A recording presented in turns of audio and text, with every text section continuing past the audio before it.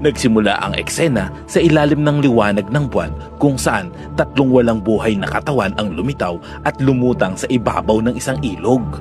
Sa kasalukuyan ay wala pang pagkakakilanlan kung sino ang mga taong ito. Sa sumunod na eksena, makikilala natin si Detective Thomas na naghihintay sa South Station, Boston Airport upang sunduin ang kanyang anak na si Emma Craven na uuwi upang dalawin siya. Si Thomas ay isang single father at matagal ng homicide detective sa Boston. Si Emma ay 24 na taong gulang at ito ang kanyang nag-iisang anak. Ilang sandali pa, bumili siya ng pagkain sa isang tindahan at bumalik para hanapin si Emma na naghihintay na sa kanya. Nang mga sandaling iyon, bigla itong sumuka habang sumasakay ng kotse. Nag-aalala siya at tinanong kung okay lang ang anak. Tiniyak naman ni Emma na okay lang siya at tumuloy na sila pauwi ng bahay. Sa kabila ng kanyang kasiyahan sa pagkikita nilang mag-ama, hindi naman maiwasan na mag-alala ni Thomas dahil biglang lumala ang pakiramdam ni Emma. Pag-uwi sa bahay, nagpasya si Thomas na magluto ng masarap na hapunan. Habang naghahanda si Thomas ng hapunan, si Emma naman ay nakaupo sa hapagkainan at naghihintay sa kanya. Muli, nakaranas ito ng pagdurugo ng ilong at pagsusuka. Natakot si Emma at umiyak ng napakalakas. Sinubukan ni Thomas na alawin siya, ngunit nagmakaawa si Emma na dalhin na siya sa doktor. Sinabi nito na maaaring nakakain siya ng pagkaing may lason at sinabing dalhin na siya sa ospital sa lalong madaling panahon. Dagdag pa ni Emma ay mayroon siyang sasabihin kay Thomas na napaka-importanteng bagay.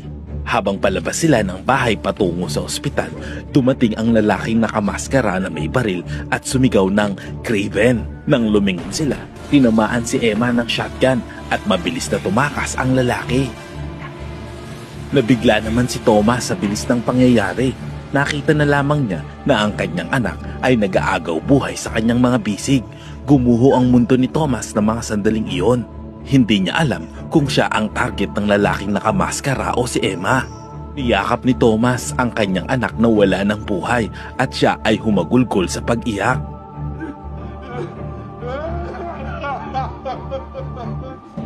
Kinabukasan, bumisita ang pulisya sa bahay ni Thomas. Pinaghihinalaan nila na ang taong gumawa ng krimen ay si Thomas ang talagang target para patayin. Ngunit ito ay nagkamali at nabaril ang kanyang anak.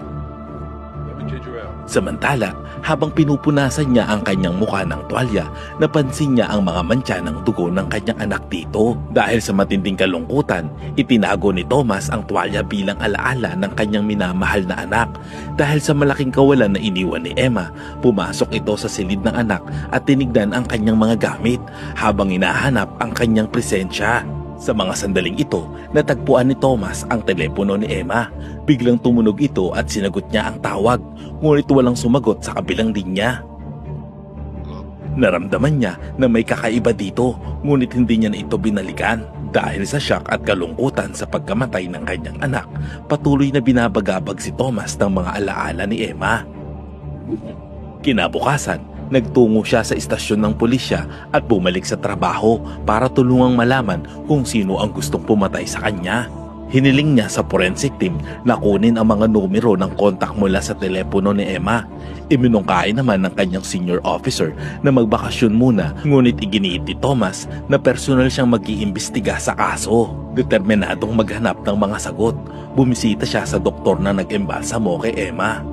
Nang tanungin niya ang doktor tungkol dito, sinabi ng doktor na ang sanhi ng kamatayan ng kanyang anak ay sugat mula sa tama ng bala na kanyang natamo.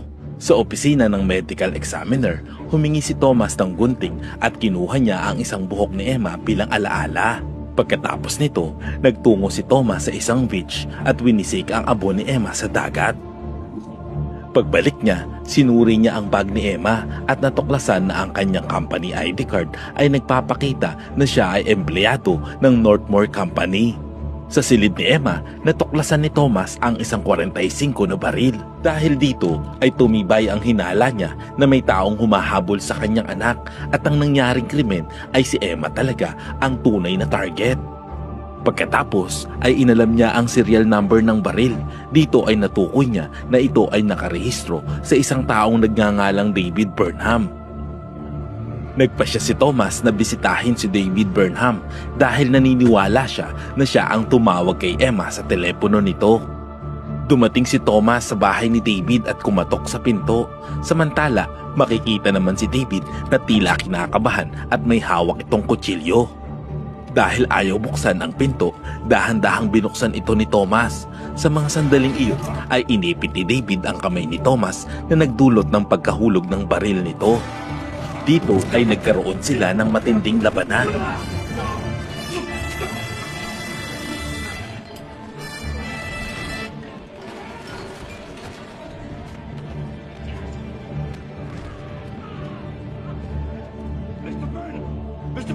Ngunit sa huli ay nagawa ni Thomas na mapasuko si David at tinanong niya ito at nalaman niya na si David pala ay kasintahan ni Emma.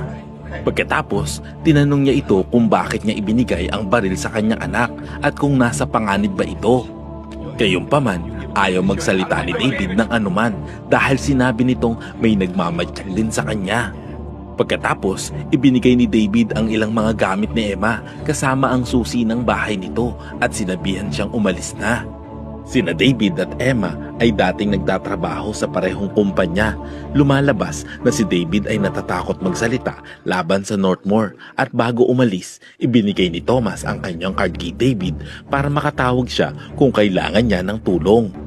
Napagtanto ni Thomas na wala na siyang makukuha pang impormasyon kay David kaya nagpasya siya na pumunta sa bahay ni Emma. Nag-iisip si Thomas ng dahilan kung bakit nagdadala ng baril ang kanyang anak na si Emma. Sa loob ng bahay nito, natagpuan ni Thomas ang isang Geiger counter, isang aparato na ginagamit upang makadetect ng radiation. Sa kanyang pagsisiyasat, natuklasan ni Thomas na ang buhok ni Emma ay radioactive.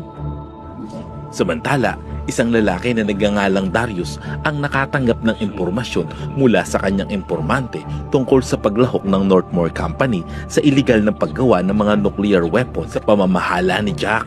Nalaman din niya na maaaring natuklasan ni Emma ang impormasyong ito at balak niya na itong ilantad. Salungat sa paniniwala ng pulisya na si Emma ay pinatay ng kaaway ng kanyang ama, ngayon ay mas naging komplikado ang katotohanan.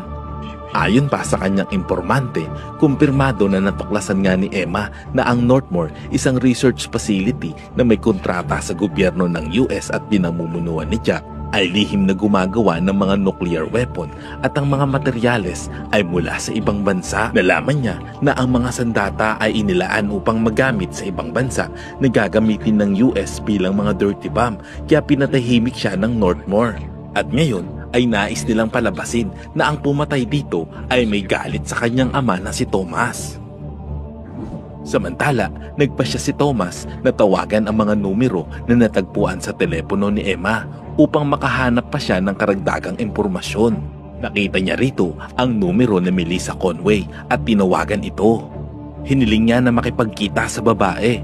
Noong una ay tumanggi si Melissa, ngunit nang marinig niya ang malungkot na balita tungkol sa pagkamatay ng kanyang kaibigan, ay pumayag din ito. Sinabi niya na tatawagan niya si Thomas at sasabihin kung kailan sila magkikita. Kinabukasan, nakipagkita naman si Thomas kay Jack. Nang makaharap niya si Thomas, sinabi ni Jack na ang Northmore ay hindi gumagawa ng anumang iligal at sila ay nagsasaliksik lamang ng mga bagay na may pahintulot ng gobyerno. Sa ibang eksena, makikita naman si Thomas na sinusunog ang mga damit ni Emma. Nang maramdaman niya na may tao sa kanyang likuran, mabilis na hinugot ni Thomas ang kanyang baril at lumingon. Dito ay nakita niya si Darius at nakipag-usap ito sa kanya. Malalaman na si Darius ay may tungkulin na pigilan ang pagbubunyag ng impormasyon na mayroon si Emma. Sinabi din ni Darius kay Thomas na ang kanyang anak ay isang terorista na nagdulot ng pagkabigla kay Thomas. Pagkatapos nito, ipinakita ni Darius kay Thomas ang ilang mga larawan ng 3 patay na individual na nakita sa simula ng pelikula. Ayon kay Darius na ang 3 ito ay sumubok na pumasok sa loob ng Northmore upang mangalap ng impormasyon tungkol sa kanilang iligal na gawain. At namatay sila habang tumatakas na nagpapahiwatig na may nangyayaring hindi tama sa loob ng Northmore. Gayunpaman, sinabi ni Thomas na hindi siya makapaniwala na ang kanyang anak na babae ay kasangkot sa iligal na gawain ng Northmore. Sinabi pa ni Darius kay Thomas na nawawala ang computer ni Emma sa kanyang bahay. Dagdag pa ni Darius na kasama si Emma sa 3 taong natagpuan sa ilog upang kumuha ng impormasyon tungkol sa Northmore, ngunit maswerte itong nakaligtas bago pa man siya mahuli. Ngayon, naiintindihan na ni Thomas kung bakit mayroong gustong sabihin sa kanya si Emma, ngunit bago niya pa man ito masabi ay huli na ang lahat.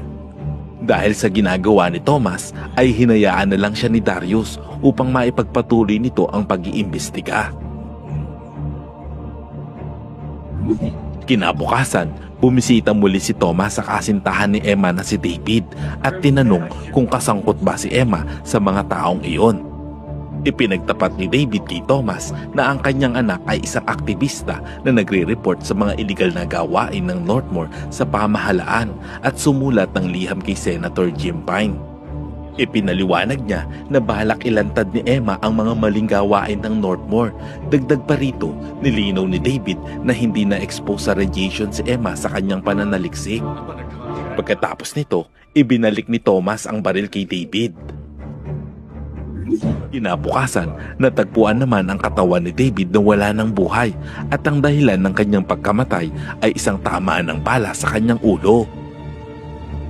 Samantala, lumalim ang pagkakaibigan ni Thomas at Darius. Sinabi ni Darius kay Thomas na ang mga kaibigan ni Emma ay maaaring may ginawa na nag-expose sa kanila sa radiation at determinado siyang ilantad ang katotohanan.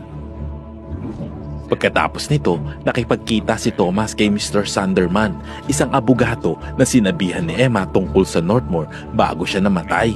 Gayunpaman, bilang abogado ng kumpanya ng Northmore, hindi niya pinayagan na lumabas ang katotohanan, kaya nang tanungin siya ni Thomas tungkol dito, tahasang itinanggi niya ito.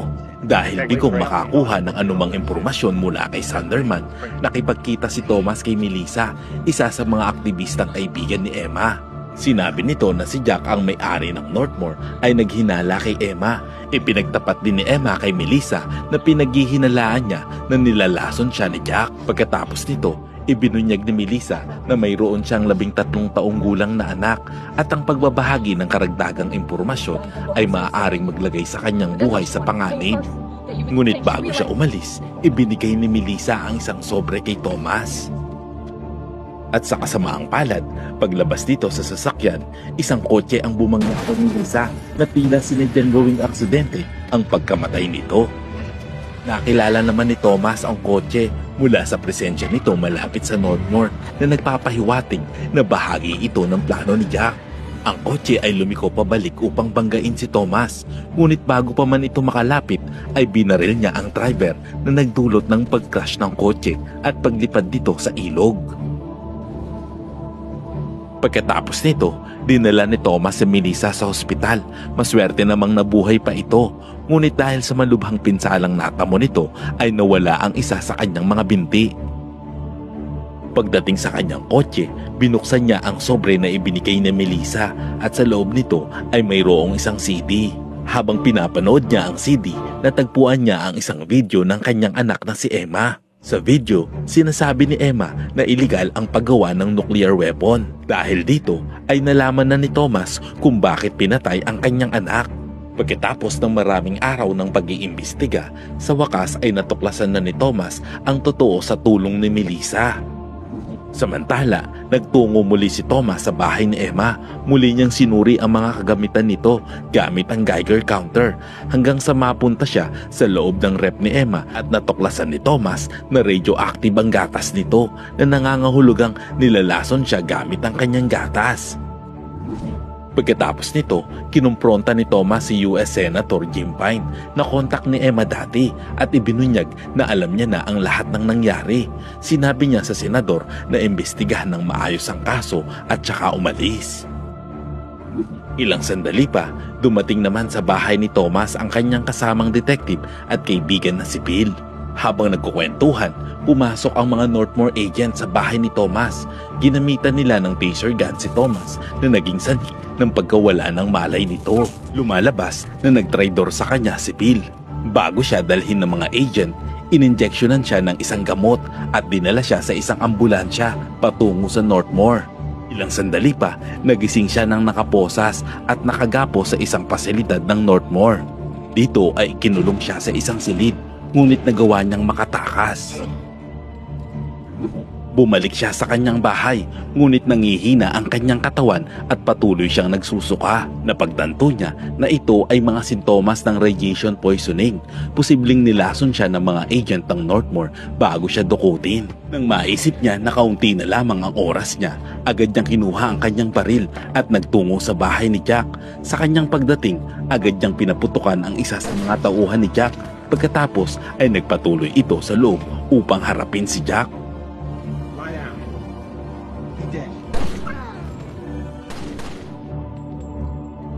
Ilang sandali pa, nagkaharap na ang dalawa at nagsimulang magpalitan ng putok sina Jack at Thomas at nagawa nilang masugat ang isa't isa. Pareho na silang sugatan, ngunit nagawa ni Thomas na tumayo at pilit na ipinainom kay Jack ang ilan sa mga radioactive na gatas. Dahil sa pagka-expose, alam niya na mamamatay na din siya sa loob ng ilang oras.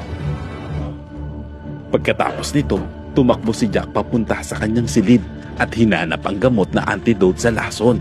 Sinubukan nitong uminom ng ilang tabletas para labanan ang lason. Gayunpaman, sinabi ni Thomas kay Jack na nararapat lamang sa kanya ang nangyari dito, sabay na pinaputukan ito hanggang sa mamatay.